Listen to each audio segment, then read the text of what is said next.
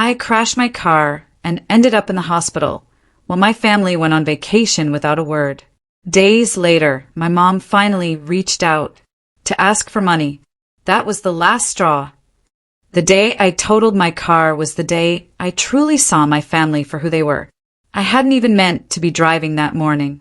My return flight from a 3-day client conference in Denver was set, but the night before, Luke called. He needed money for a cabin trip with our sisters and some friends. He pressed for urgency, claiming he'd lose the deal if he didn't book by midnight, and his card was short. He promised to pay me back by Monday. Without a second thought, I agreed to cover it. That's simply how it was with my family. They called, I always responded. The issue was, the money I transferred left me just shy of enough for my flight home the next day. So, I decided to drive through the night instead. I kept that detail to myself. There was no real reason to share. They rarely ever inquired about my life anyway. I departed Denver around midnight. The highways were treacherous, coated in a thin layer of ice from an earlier, melted snowfall. Roughly 40 minutes from my apartment, I hit black ice on a sharp curve and everything changed. A semi-truck in front of me lost control, jackknifing across the lane. I slammed the brakes, swerving hard to the left. My tires lost traction. I spun, slammed into the guardrail, then flipped. The airbag probably saved my life, but it felt as if my organs had been utterly crushed. I recall the coppery taste of blood, a deafening ring in my ears. Paramedics extracted me from the passenger side, cutting off my jacket. I asked about the truck driver, but their reply is lost to the blur before I blacked out. I awoke in a hospital bed and 4 drip in my arm, cracked ribs, a fractured wrist, and stitches. The entire right side of my body throbbed, as if beaten with a hammer. A nurse informed me I was fortunate, predicting a few more days of observation. I inquired if anyone had visited. She consulted my chart, confirming paramedics had contacted all my emergency contacts at the scene. Messages were left, yet no one had arrived. I lay there, staring at the ceiling for hours, checking my phone every few minutes. My battery dwindled to 12%. No texts, no missed calls. Then, around 9:30 a.m., my brother posted on Instagram. The photo showed him, my sisters Erin and Michelle, and my parents packed into an SUV, grinning, energy drinks in hand, as if heading to Coachella. The caption, "Road trip with the real crew." It was posted less than an hour after my accident. I reread it 3 times, obsessively checking the timestamp, hoping it was an old post that had just refreshed. It wasn't. They knew. They knew I'd been in a crash. They knew exactly where I was, and they still left. They packed up and hit the road as if I simply didn't exist. In that moment, something inside me irrevocably shifted.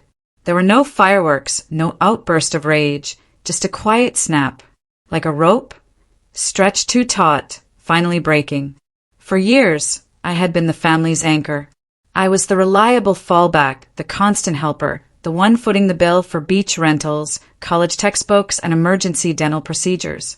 1 week, I'd cover their bills, the next a vacation. They always offered a thank you, but never once inquired about my well-being. I'd stopped expecting it. I just continued to give. Yet when I needed someone, not for money, not for assistance, but simply to be there, they weren't. They chose a cabin getaway over their brother lying in a hospital bed. I remained silent. I didn't comment on the post, nor did I message anyone. I simply lay in that bed, bruised and bandaged, letting the truth sink in. I held on to a faint hope that someone might eventually reach out. They didn't. Not that day, not the next. 4 days later, my phone finally lit up. 41 missed calls and a Venmo request for $3,100, labeled Cabin Weekend, with a note about everyone chipping in. Beneath that, a message from my mom, "Call back. It's urgent. We can't fix this without you." That was the precise moment I decided I was no longer their safety net. I haven't looked back since. I ignored it all. The Venmo request, the missed calls, and especially my mom's message. "Call back." It's urgent. We can't fix this without you. Lying in that hospital bed, ribs taped and still aching, I just stared at my phone. Her message sparked a realization, but not the one she intended. I understood she wasn't calling out of concern for me. She was calling because they had a problem. They needed me again, and their need was urgent. My accident, my days alone in the ER, none of that urgency mattered to them. The next day, when they finally discharged me, I was still limping. Asked if I had a ride. I simply said no, not even bothering to pretend I had someone to call. I ordered a ride share, let the driver chat, and remained silent, gazing out the window as the quiet stretched around me. My apartment felt unfamiliar when I entered, like a place I hadn't truly seen in years. It was clean, quiet, everything precisely as I'd left it. I sank onto the couch, still wearing my hospital wristband, and stared at the wall for 10 minutes. Every bruise, every cracked rib was palpable. Yet, the deepest ache came from the profound silence of the people I had dedicated my life to protecting. That night, I slept better than I had in years. The next morning, I created a list. Not one driven by dramatic revenge, but a simple, starkly honest accounting. In the left column, I detailed every monthly payment I made for family members. My mom's medication, my dad's share of the mortgage, Aaron's graduate school loan, Michelle's car lease, and Luke's temporary credit card debt, which I'd been covering for 19 months. This included subscription services, gym memberships, utilities, Netflix, everything. The total came to $2,780 per month, and that was just the recurring expenses. In the right column, I listed the names of everyone who had checked on me during my hospital stay. 3 names. My grandmother, who called every night since learning about the crash, my Uncle Keith, who offered to drive across state lines to pick me up, and Brian, a coworker I barely spoke to outside of meetings, who sent a voicemail offering to drop off food. No questions asked. No one else. Not my mom, my dad, my sisters, or Luke. I sat with that list for a long time. Then, I opened my banking app and began canceling one by one. I stopped every automatic transfer. I removed them from every service they didn't personally pay for. I exited shared family plans. I cut off the cable at my parents' house, canceled Michelle's gym membership, and pulled the plug on the electric bill Luke had conveniently forgotten was in my name. No messages, no warnings, no drama. That same afternoon, Luke messaged again. He claimed the cabin trip had run a bit over budget and assumed I'd simply missed the Venmo request. He included a laughing emoji, treating it like a casual inside joke between us. He added that he'd appreciate the payment soon, just so everyone's even. I left his message unread. Later, Michelle called. I ignored it. Then Aaron, then my mom, then my dad. 10 missed calls by dinner. The following morning, my mom texted, "What's going on? You know, we've always been there for each other." I stared at her message, and a feeling I hadn't allowed myself in years finally surfaced. Clarity. They genuinely believed that. They truly thought our dynamic was balanced, that my constant firefighting while they effortlessly sailed through life was simply family helping family. They believed that my draining my savings to ensure their comfort was the natural role of an older brother, son, or uncle. But I finally grasped a truth they never had to consider. They didn't need me. They needed what I provided. And now they no longer had it. For the first time, they would have to navigate life on their own. And I intended to simply observe. Within 48 hours, the fissures began to appear. Luke cracked first. The next morning, he texted, feigning normalcy. "Yo, can you spot me $150 until Friday?" As if our silence since my car crash hadn't happened. I didn't reply. 5 minutes later, another text. "Okay, seriously, did I do something? Just let me know, man." Still, silence from my end. By that evening, the first true attempt at guilt-tripping arrived. Aaron sent a group text. "Hey, we need to talk.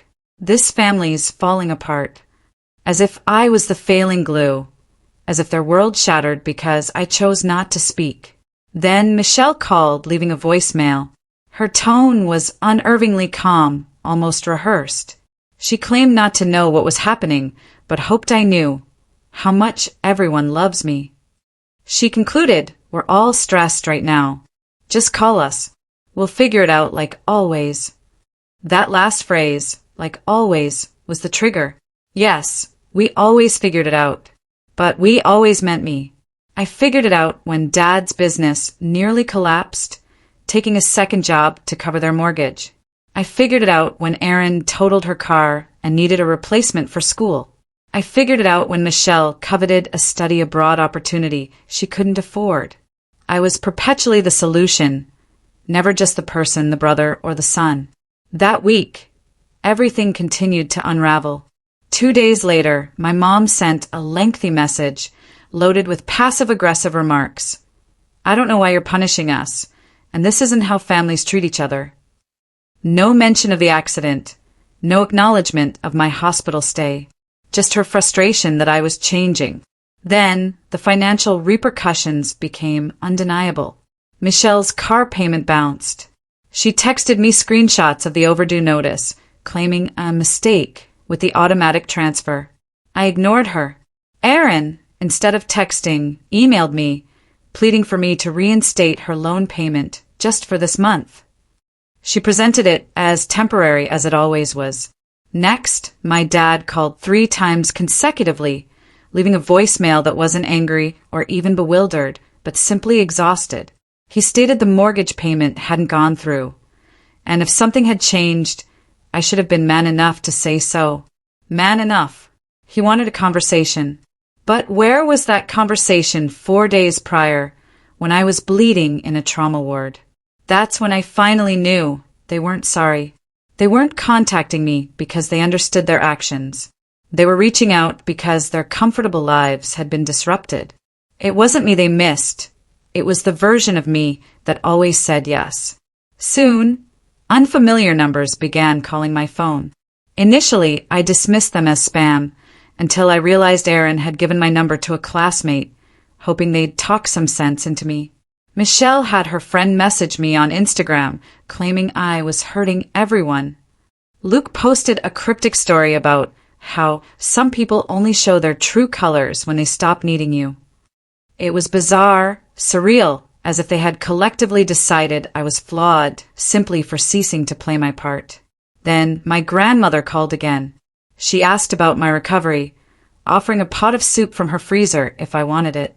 Never once did she mention money or the family drama. She simply wanted to know if I needed anything. Uncle Keith did the same, sending a prepaid grocery delivery and urging me to rest. The contrast was stark, almost blinding, and that's when a new feeling emerged within me. Not just anger, but power. For the first time, I wasn't being used or manipulated. I was in complete control of who I allowed into my life, who had access to me. One by one, those doors were closing. My family's panic was just starting, and I was far from finished. By week's end, I'd stopped counting the missed calls.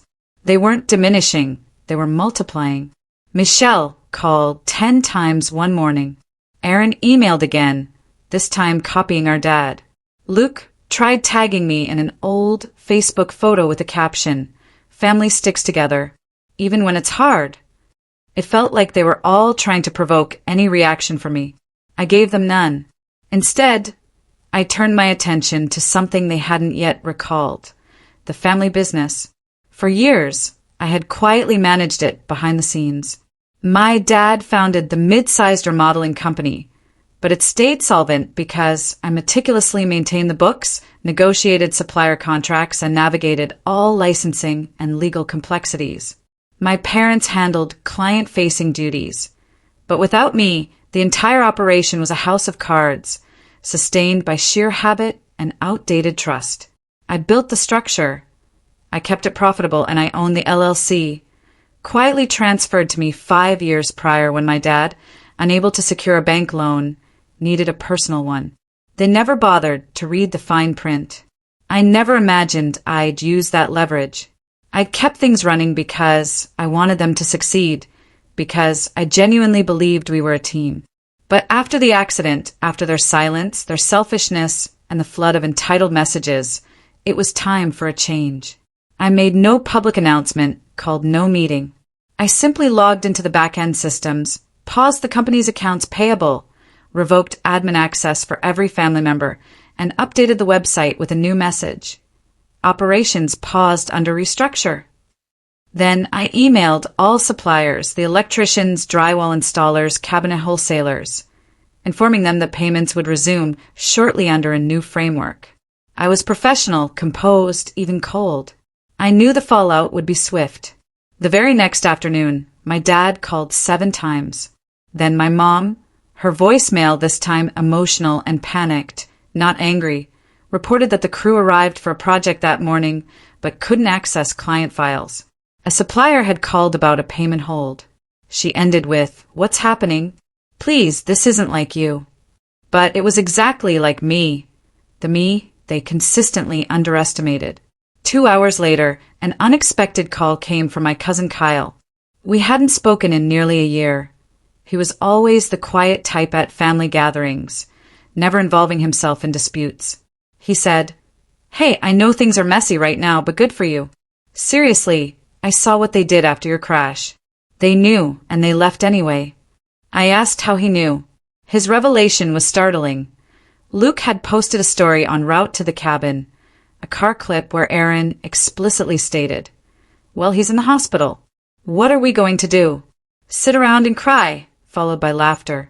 Kyle saw it before it was deleted, as did a few others in the extended family. It wasn't just neglect. They mocked my situation. That detail struck me differently. I pondered it for a long time. I had thought their absence was mere oversight. It was far worse. It was outright dismissal. The following morning, I finalized the transformation. The company would persist, but without them.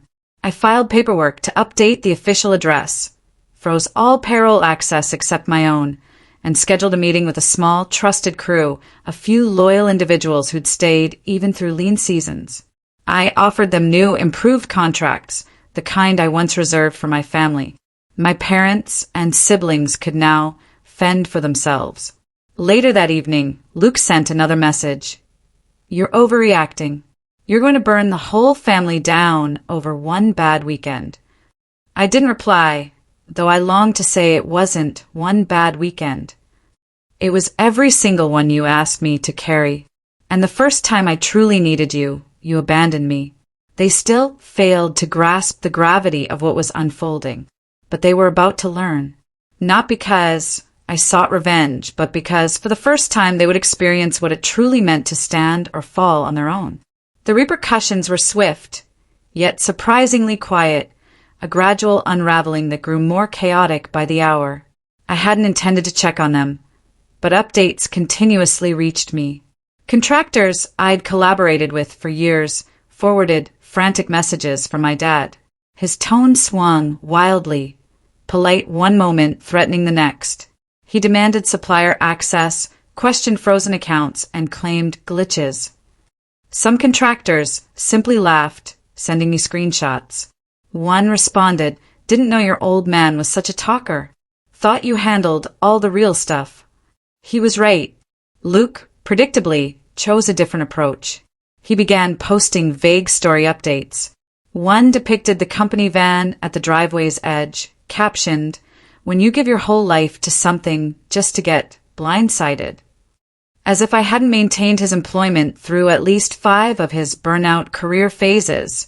His last job before the family business lasted 6 weeks, and I'd secured that for him too. Then Erin messaged me again. She tried a softer tactic, acknowledging things were weird but hoping I could front her tuition just one last time. She promised to speak with Mom, claiming everyone was ready to apologize. She even added, "We were just overwhelmed during the trip. No one knew how serious your crash was." I didn't reply because I had seen her say it on video. I hadn't revealed that I'd watched the clip Kyle mentioned, the one Luke briefly posted during their drive, where Aaron openly laughed, saying, "Well, he's in the hospital. What are we going to do? Sit around and cry?" I had a screen recording, copied by someone else, which circulated briefly in our extended family chat before being deleted. They joked, they mocked, then they simply drove off. I said nothing about it, but it lingered in my thoughts with every new message, feigning concern. Then, something wholly unexpected occurred. My mom appeared, alone. No call ahead, just a buzz at my building's intercom around 8 p.m.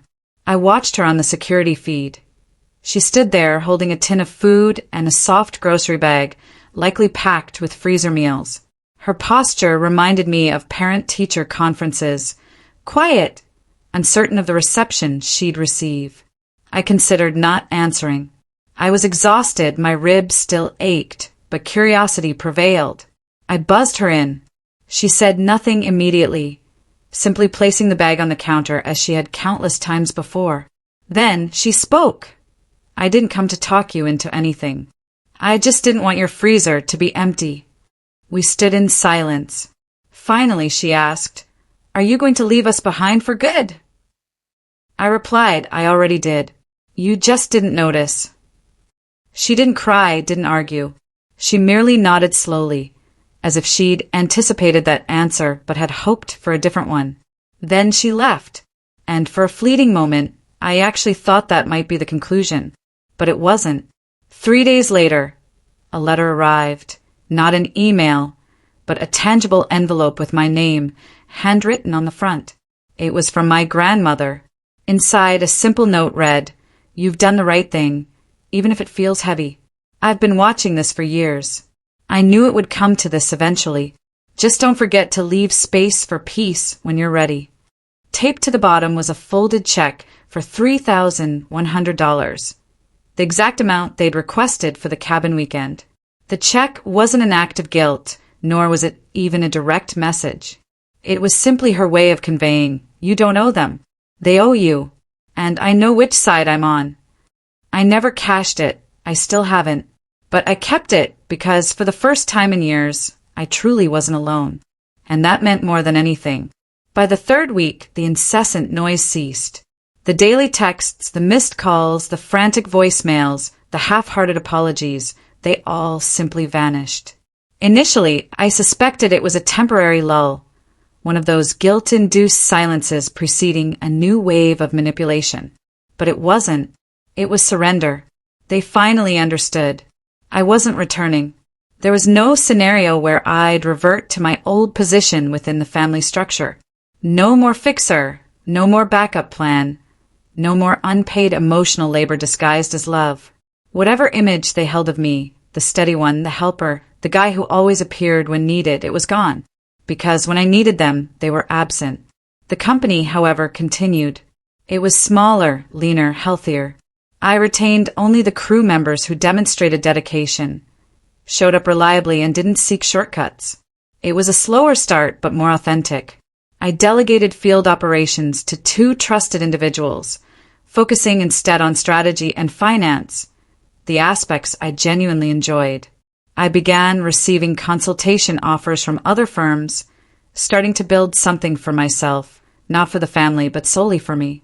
I issued no grand announcement. I didn't destroy their lives or send a dramatic message. I simply disconnected.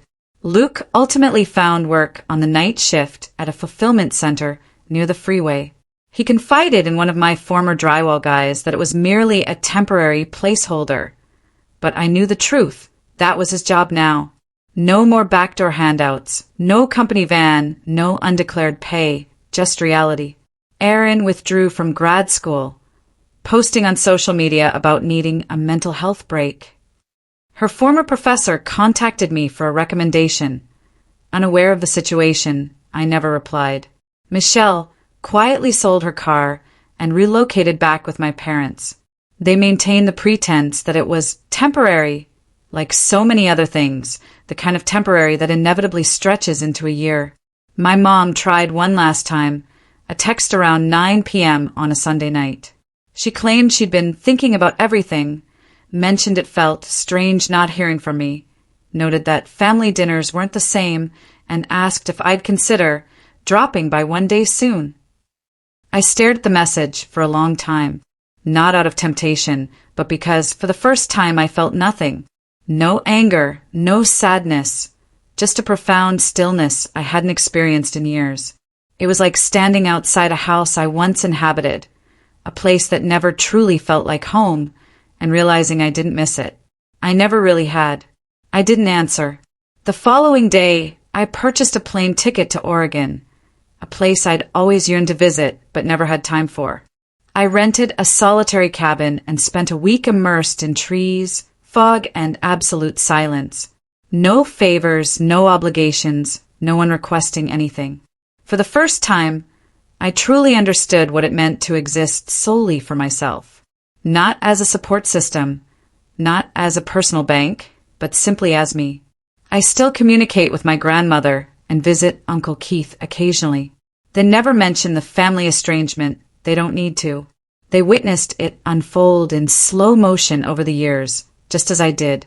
My grandmother continues to send cards, sometimes with notes, sometimes with checks she knows I won't cash. Just meaningful gestures. That is what genuine love looks like. People often say family is everything, but they rarely discuss what happens when your family becomes your greatest impediment. When love is conditional, when loyalty is a one-way street. I had to experience a literal crash to finally perceive it. I'm no longer angry. I'm not awaiting apologies. I'm not hoping for change. They have their lives, I have mine. The crucial difference is that I built mine on truth and peace.